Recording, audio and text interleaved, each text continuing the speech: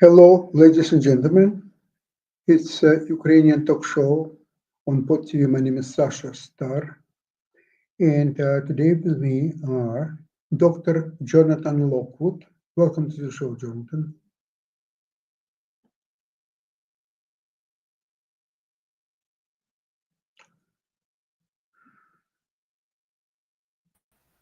Well, here I am. Hello, Sasha. Okay. Glad to be here as Good. always. Especially glad to be here, especially on this occasion. Thank you, Jonathan. And also we have Ivan Kucherenko from Kiev, Ukraine. Welcome to the show, Ivan. Hi. Yeah, there he is. Hello, Okay. Jonathan. Hello, Sasha. Glad to be here today with you with the great news.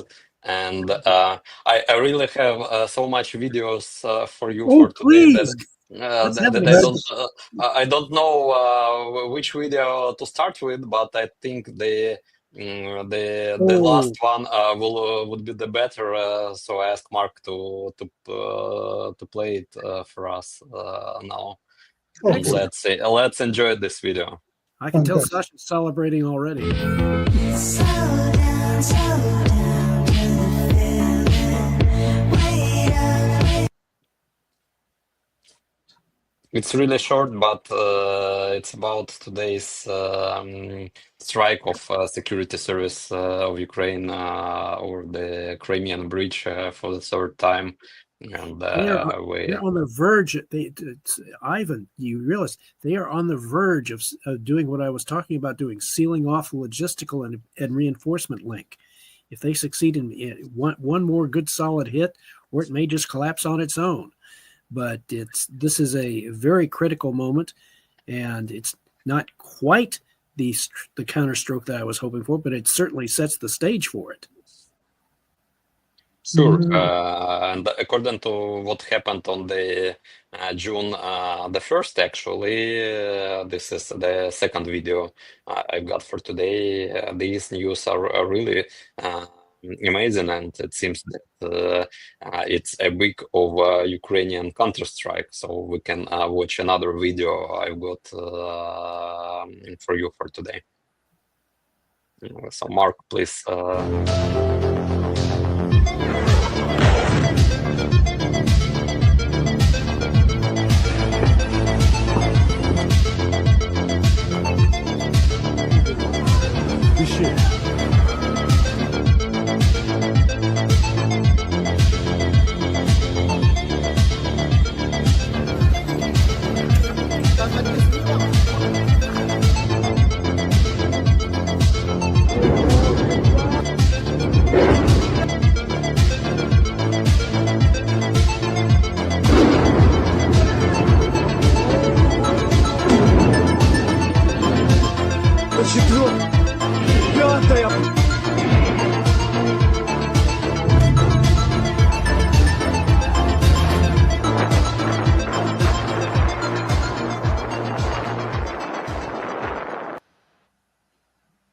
Well, it's a great act of revenge, actually, and we've seen what those strategic bombers they are a part of Russian nuclear triad, and but Russia used those strategic bombers actually to strike without any revenge, without any punishment to strike.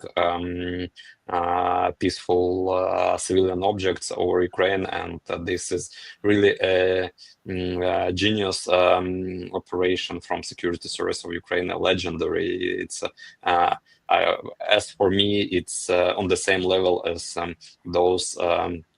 Operation of Israel with the pagers, because Oh, the planning and the silence about this operation, complete silence. They're just amazing. well, so much for Ukraine not having any cards left to play.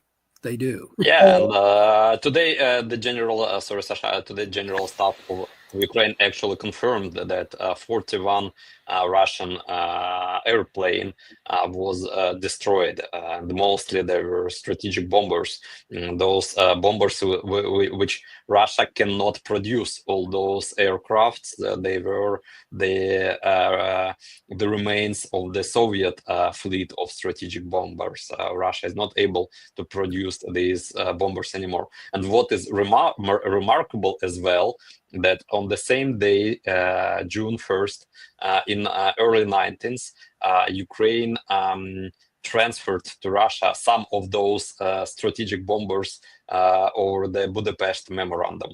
As one of the conditions of Budapest Memorandum, Ukraine transferred our fleet of strategic bombers, of those Tu-22 and Tu-95, to Russia, and later Russia used them to bomb Ukraine, and now Ukraine actually took them back. Well, since you won't let us keep them, we'll just destroy them. Thank you. And you know what, I think Ukraine had to emphasize that all these bombers, they became outdated. They cannot be used. They're morally already so much defective. So Russia now has opportunity to build new fleet. It's going to happen maybe in the future, in about 200 years from now. Yeah. Because right now, In which case that will have been superseded by much better technology, and Ukraine will have become a major military power by the time they get around to actually replacing those bombers, if they ever get around to it. Yeah, it could be that Ukraine will be in a position to sell some bombers to Russia for a right price. But I'd like to ask you about silence. So where are the big mouths of Mr. Putin, Mr. Trump? What are they saying these days? I can't Right find now, it. right now, they're busy being astonished. They're busy being they are now you know what happens. This is what happens when you see strategic surprise being inflicted on two other major participants. Yeah, neither President Trump nor President Putin can believe what just happened, and they're having trouble processing it. And so this may be what the European allies are hoping, that this will be the final shove, that the final destruction of President Trump's idea that he can make a deal with Russia, or that Ukraine is powerless to affect their own destiny. Both ideas now have been proven false. And so now it is going to be a very interesting exercise. President Trump's advisors would be well advised to quietly shift their support to Ukraine and make it known to them, the European allies, that they stand with Ukraine, and that since Russia has shown no good faith whatsoever in pursuing any kind of a ceasefire, but they're just simply stalling for time, or as President Trump puts it, tapping him along, trying to pretend to be interested, that this is the first stage of the decisive counterstroke that I've been advocating, that now that the Russians have clearly reached their culminating point of their offensive, they are no longer really capable of sustaining significant offensive action. And this latest action of the destruction of a third of their strategic bomber fleet, I mean, that's going to set them back quite a bit, because that's what they had been using. And it's going to set them back quite a bit. There's the rendering of the Kerch Bridge in critical condition after that third explosion, which is really great. That combination of actions is going to severely affect that. The effect of that is going to be shown in the coming days and weeks, as the force of the Russian offensive is severely delayed. Some speculation in the West that Putin is preparing a summer offensive for the Russians, which they hope would result in a strategic breakthrough. I see the odds of that going down near zero. According to Russian peace proposal, that's what they're talking about in Istanbul, I think that so-called peace negotiations in Istanbul, it's kind of a sideshow to please Mr. Trump. There is no substance behind. I was looked at the latest Russian peace proposal. It comes almost as a capitulation for Ukraine. And why would countries that destroyed a third of strategic bombers of Russia would Why agree should to we surrender? this? Why should we surrender to you? You can't even protect your own bombers. You're losing power. Yeah, and if I were Zelensky, I would ask Putin, "Oh, so you suggested the capitulation? Could you show me where to sign? Because it's too small letters. I cannot find it." Do you have any planes left Yeah, to or, fly to the meeting? or Shall you we have more shall we planes. destroy another? Shall we destroy another third of your bomber fleet? Maybe that will change your mind. Now, I will tell you my personal impressions by talking to a lot of people in Poland, in Latvia, and in Czech Republic, in Prague. I must tell you only one thing: Prague is so beautiful. It Oh is my! a city. It's a God's city, really. I cannot compare it to anything in the world, whatever I've seen. And I've seen a lot. Now, Even the Kiev. Kiev, well, Kiev is unparalleled. Okay, well, okay, it's got a close rival in Kiev. I want to tell you something about people that I've talked to in three countries. They're very, very different attitudes. Let's start with Latvia. I loved Riga, the old city is absolutely astonishing. In Latvia, first of all, there are a lot of Russians or people from Russia, and the Russian language is dominating in Riga. In any place where you go, in the hotel, restaurant, airport, just anywhere, all of them speak Russian, and it's a really dominant language. That, okay, for me it's convenience, but it just shows me that the Putin's policy of concept of Russian Empire is not exactly dead, because there are so many people talk Russia, and if so many people are, I would say, apolitical. Although you see in Riga a lot of Ukrainian flags in schools and almost everywhere, but people themselves are quite apolitical. In similar situation is in Prague. In Prague, people, I would say, they're very practical in a way. Their saying is nobody needs this war, and the war has to be stopped one way or another. And they've got probably around 200,000 Ukrainians that stayed in Czech Republic. I would say by now the Czech people are quite resentful of the Ukrainians. They're different, their attitudes are different, and so on. So this is neither here nor there, I would say. Although Prague, in reality, helps Ukraine really a lot. I must say that in any case. So They is remember, they remember 1938.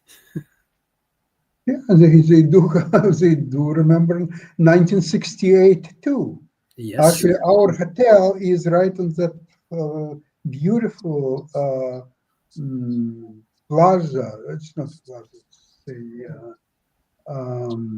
a square. It's a giant square right in the middle of Prague, where Russian tanks rolled in 1968. Absolutely different situation is in Poland. In Poland, people absolutely protective of Ukrainians. They already got probably over 3 million Ukrainians. They're helping them to settle, to get apartments, jobs, to study. A friend of mine, he has a factory. He employs about 200 people. He employs a lot of Ukrainians, and he said they are not. Sometimes are not as disciplined as Polish people, but they will always finish the job. they have some kind of inner responsibilities that, let's say, okay, you have some to say something to Paul to do something. So he'll do it instantly. Ukrainian will say, okay, I'll do it, but he will do it 15 minutes Whenever. later, half an hour later. But he will do it, Yeah. a very high quality job on time, so he'll do it anyway. And what's interesting is that in Poland, people have the same regime similar to Israel. They're taking a lot of men around 40 years old, sometimes a little bit younger or older, and they're going for 2 weeks, a month of exercises, of military exercises, and get ready to fight if the war will hit Poland. And people are taking it very seriously. They do believe that Russia won at one point. Well, Poles have different historical experience, mind you, from Latvians and Czechs. So Poland know what is being divided by Russia and observed by Russia. So it's very, very different attitude from Poles. And their military is in great shape and ready to fight anytime. And so this is my personal impressions, but that's by talking to people. Even the family of my friend, so his daughter's husband, he's about 40. He's now serving for 2 weeks. He was taken to military exercises. So Poles are really getting for war, and they're taking it very, very seriously. If it's not if or when, it's they must be ready anytime. So this is a situation here in Europe. It's different in all three countries. Now, frankly, Latvia, all Baltic states, Latvia, Lithuania, and Estonia, they're so small. We're talking about, I don't know, 5-6 million people. And militarily, of course, they cannot resist Russia without help from NATO. And Germans now are bringing a lot of troops to Baltic states to shore up their defenses.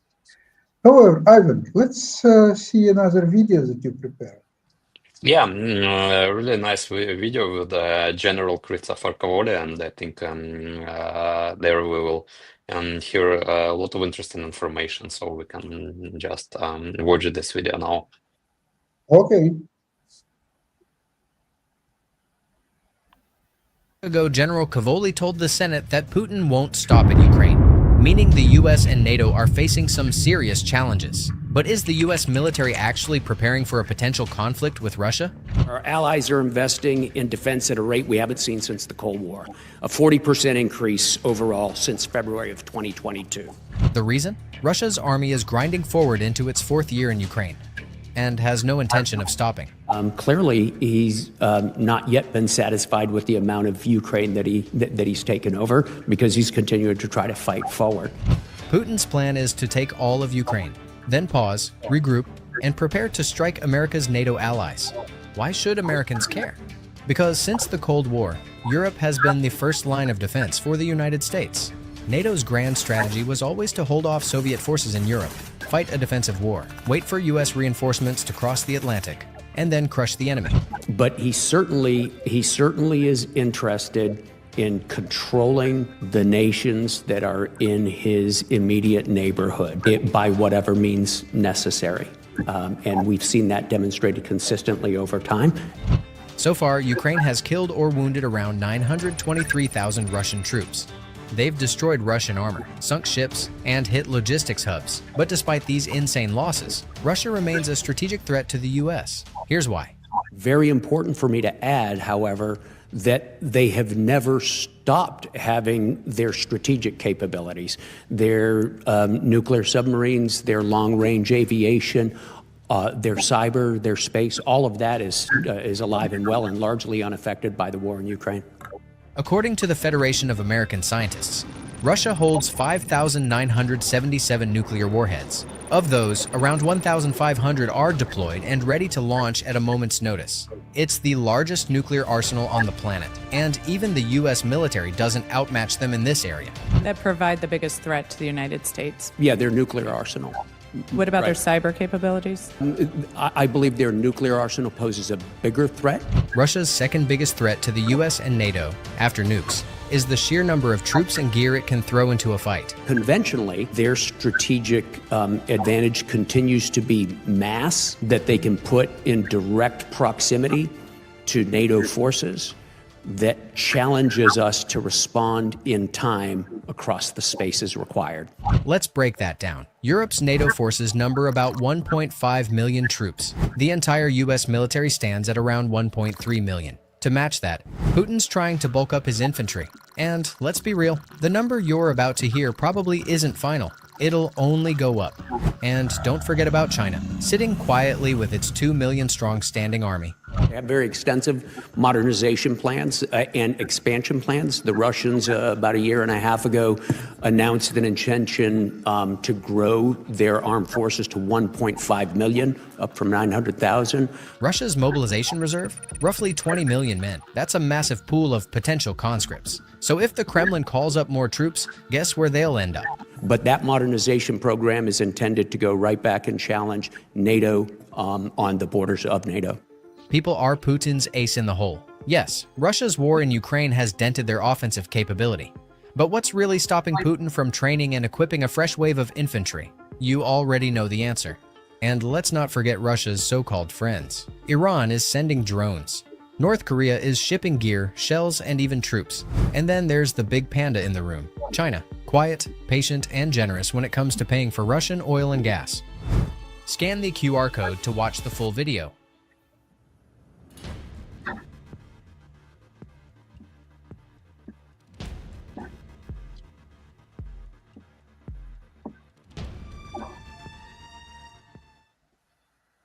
Excellent analysis. Yeah. Yeah, but it was made actually before the 1st of June, so the Russian long-range aviation capabilities now is a little bit dented. so- yeah, yeah. Their margin has been cut somewhat. So we are still watching the big bananas. Tell us something, Mr. Putin, Mr. Trump. What do they think? Why would Trump need this wounded partner who is taking 8 months to take Avdiivka or Alexandrovka? He's, according to his plan, he has to take over Kramatorsk and some other cities to complete Donetsk region. He is incapable to do that, believe it or not. He has some troops. I don't know what's going on with his troops. Maybe they're a little motivated. Maybe he's not paying them on time. Or maybe it's a heroism of Ukrainian defenders. That's what's stopping him most likely. What do you think, Ivan? Sure. It's important to understand that it's mostly not about great support for Ukraine. It's about fight with Russia. Whether Trump seeks Putin as his ally, it's impossible actually to make Putin or to make Russia ally of United States, because Russia was always ideological enemy of the United States. Just watch any video on YouTube about what Russians think about Americans, about American president, about American foreign policy, and it's just a very wrong direction for American foreign policy to seek Russia as their future ally, especially future allies for a possible future war with China. In this future, when there will be a confrontation between United States and China, obviously Russia will become an ally of China. Because Russia owes China so much. Actually, China is now saving Russia from saving Russian economy, saving Russian defense industry. Now, according to the Ukrainian intelligence, the majority of parts in Russian attack drones is of Chinese production. China is now, though China is not supplying Russia with the lethal weapons directly, but China is supplying Russia with numerous components for producing weapons. And there I want Jonathan probably to add, but in my opinion, the only real strategy for United States is to remove Russia as a possible ally for China in future confrontation with the United States. Remove physically, I mean, that Russia will not have resources and other capabilities to assist China in this war. That is the way. Jonathan, just before you speak up, I'd like to mention that it's not US, it's Ukraine is destroying all Russian military capabilities, and US has to do very little actually in that respect. All they have to do is embargo and help Ukrainians. They just have to stop trying to save Putin. Right. Save Putin and his government. Yeah, they just have to. The Trump administration will have to recognize that trying to ally with Russia or trying to appease Russia or help Russia or give Russia an incentive to make peace is really a lost cause, and that what they have to do is they have to recognize that the Russian military efforts are practically expended already. They really don't have that much more momentum to give, and that in the long term, what the United States should be doing is continuing to pursue their expansion of their energy production, to drop the price of oil, to put the pressure on Russian economy, and to force them in the expenditure of their remaining monetary reserves. At the same time, as I've discussed previously, we need to pursue the Golden Dome, construction of the Golden Dome, but to pursue it in a more intelligent and directed way than just simply throwing a huge amount of money at the problem and supposedly building a whole bunch of satellites, which my experience in both war games and in the study of this strategy and in my own proposal would be counterproductive. We need to expand the Space Force fleet, which, by the way, the Russians themselves, back as early as 1990, had been talking about the desirability. I had mentioned the desirability on the part of the Russians for constructing their own Space Force fleet, with, as they said, with units and subunits capable of striking Earth installations from space. They were actually discussing this as part of potential Russian military reform after the end of the Cold War. The problem for Russia is they had neither the technology in space to produce reusable spacecraft in the way that Elon Musk has been producing them, nor do they have the economic wherewithal to construct a space fleet that would be credible. The best they can do is what the Russians and the Chinese are doing.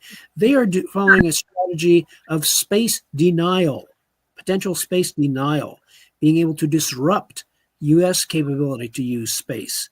This is very similar, if you think about it, to what Nazi Germany was forced to do during World War II. They could not challenge the naval might of either Great Britain or the United States. Instead, they pursued a sea denial strategy with U-boats and land-based air and their commerce raiders, such as the Bismarck and the Tirpitz, in an effort to disrupt Allied efforts to resupply Great Britain. They pursued sea denial, and they were unsuccessful. In the same way here in the post-Cold War era in the 21st century, The United States has to pursue a space control strategy, which will ultimately, with a space fleet armed with lasers capable of destroying nuclear missiles in their boost phase before they can deploy decoys or maneuver. Once they do that, that will be the perfect long-term asymmetric response to Russia's efforts to expand their empire. Once their nuclear arsenals have been nullified, rendered obsolete, then the United States and NATO have a massive strategic advantage, and Ukraine will become the bulwark, the eastern bulwark of European defense. Agree, Jonathan. It's very difficult to see how US could pursue your suggested strategy with the idea of making Putin a business partner. Right. They can't. Right now, they're right now, Sasha. The United States is contradicting itself. They're pursuing they are pursuing contradictory strategies. They're talking about building the Golden Dome, which in theory could nullify the nuclear arsenals of Russia, China, North Korea, Iran, if they ever get one. And on the one hand, you're talking about repudiating the concept of mutually assured destruction by pursuing a near impenetrable strategic defense against nuclear missiles. That's on the one hand. But on the other hand, at the same time, they're talking about building more nuclear weapons and modernizing our nuclear arsenals, as the Biden administration was talking about in their national security document, which talked about the necessity to be able to fight 3 nuclear-armed adversaries at once. No, that's contradictory. You're following 2 contradictory strategies, and your budget reflects it. So they need to straighten out that contradiction. Decide to say, hey, if we're going to be serious about the Golden Dome, that means we need to stop spending money on more nuclear weapons or more modern nuclear weapons. Just concentrate on making sure that the ones we have work. And you concentrate on nullifying or neutralizing the nuclear arsenals of your adversaries. And by extension, you would be able to extend that protection over Ukraine. Yes, Ivan, I would assume that a lot of Ukrainian people, especially in Kyiv, they are very happy of what the Ukrainian army was able to do in the last few days. What do you feel? You talk to people, what do they think? Yeah, that's really brought us great satisfaction, especially those that bold operation deep inside Russia. Just fantastic operation, fantastic planning, and people on streets are smiling, and everyone is discussing this operation. From one point, we understand, and we're really cautious about Russia, who will try to revenge for that, and in their revenge, they, of course, will try to strike civilian objects to cause the greatest number of victims among the civilian population. But it's that price which we are paying for this war, and the success of Ukrainian forces, of Ukrainian security service, of Ukrainian army. It inspires people here in Ukraine to live further. I hope it inspires also our allies. I'm not sure that it inspires President Trump more. Honestly, probably he is angry on Ukraine about this operation, because that Ukrainian strike makes him harder to do business with Putin, with Russia. But I hope that it inspires some people in his team and in American government who really support Ukraine and who want Ukraine to win in this war. And another part of people who probably are not supporting Ukraine, but they consider Russia as their enemy, and they're happy when Russian forces, Russian weapons are weakened, especially strategic weapons, because less strategic opportunities for Russia, less threats for global security and for American security as well.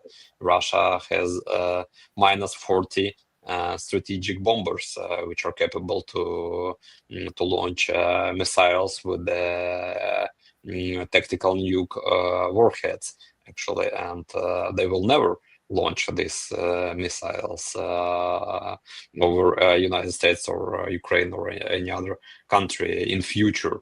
And Russia is not able to produce any more of them. So we are waiting for another successful strike towards Russian submarines. Actually, I think it will be. That'll take care of the second leg of the triad. Okay. Yeah. Dang, you guys are tough. Well, I must say how much I'm pleased with what Ukrainians were able to do in the last 2 days. And let's hope it will continue. The Istanbul negotiations is a joke, nothing more than that. Just trying, both sides are scared of Trump and are trying to please him in every possible way. And I'm not thinking that Trump is very happy about what's going on these days. But we'll hear from him one way or another, surely, because sometimes he sends several through social media clips a day.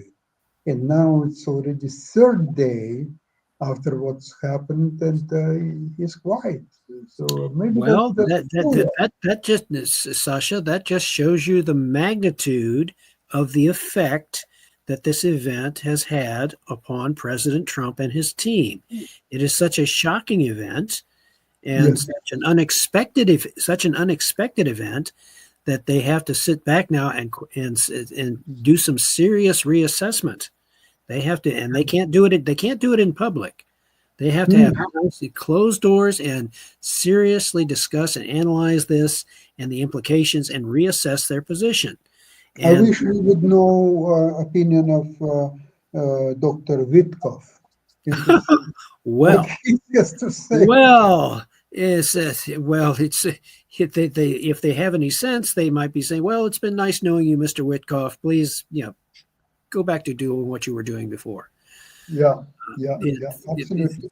But So we had very eventful few days. And oh yes, it will continue this week as well, next week. And our next program will be back to usual situation. I'm planning after my upcoming trip to Barcelona. I'm coming back. Barcelona! My goodness! Yeah, I have to visit our Spanish friends. And Oh, you've stopped attempting to mobilize Europe against the Yes, Russians. Okay. exactly. That's my. So you're in the decompression phase now. You're going to chill out in Barcelona, then come back, and you'll be tanned, fresh, energized, and ready for more operations in celebration of coming victories over the Russians. Yes. So in this case, I would like to have all our listeners and ourselves very pleasant week ahead of us, and we'll see you on Tuesday, usual place, usual time. And what I'd like to say, as I always do, Slava Ukraini, glory to you. Героям слава. God bless America. Yes. Thank you. Bye-bye. Thank you very much, everybody. Bye bye.